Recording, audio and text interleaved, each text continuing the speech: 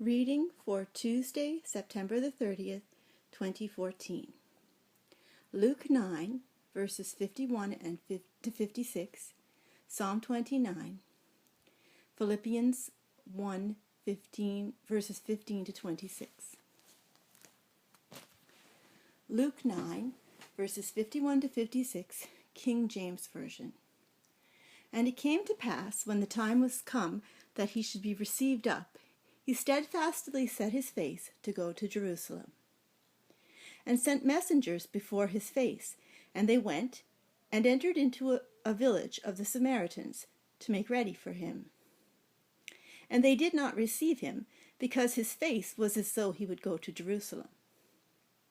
And when his disciples, James and John, saw this, they said, Lord, wilt thou that we command fire to come down from the heaven and consume them, even as Elias did?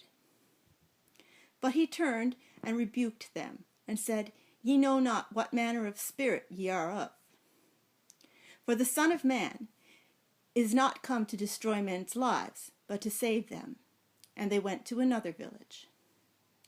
This is the word of the Lord. Thanks be to God.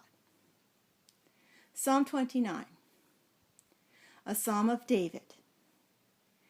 Give unto the Lord, O ye mighty, give unto the Lord glory and strength. Give unto the Lord the glory due unto his name. Worship the Lord in the beauty of holiness. The voice of the Lord is upon the waters. The God of glory thundereth. The Lord is upon many waters. The voice of the Lord is powerful. The voice of the Lord is full of majesty.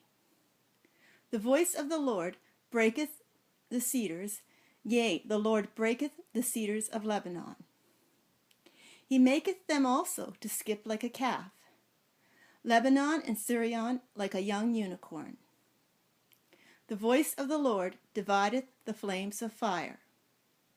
The voice of the Lord shaketh the wilderness. The Lord shaketh the wilderness of Kadesh. The voice of the Lord maketh the hinds to calve, and discovereth the forests, and in his temple doth every one speak of his glory.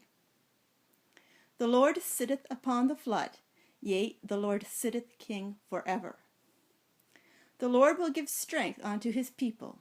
The Lord will bless his people with peace. This is the word of the Lord. Thanks be to God. Philippians 1, verses 15 to 26. Some indeed preach Christ, even of envy and strife, and some also of goodwill.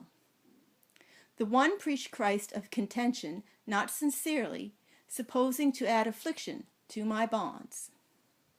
But the other of love, knowing that I am set for the defense of the gospel. What then, notwithstanding, every way, whether in pretense or in truth, Christ is preached, and I therein do rejoice, yea, and will rejoice. For I know that this shall turn to my salvation through your prayer, and the supply of the Spirit of Jesus Christ.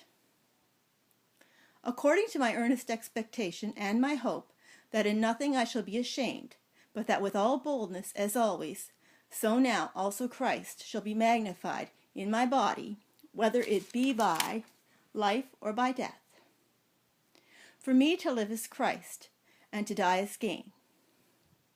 But if I live in the flesh, this is the fruit of my labor.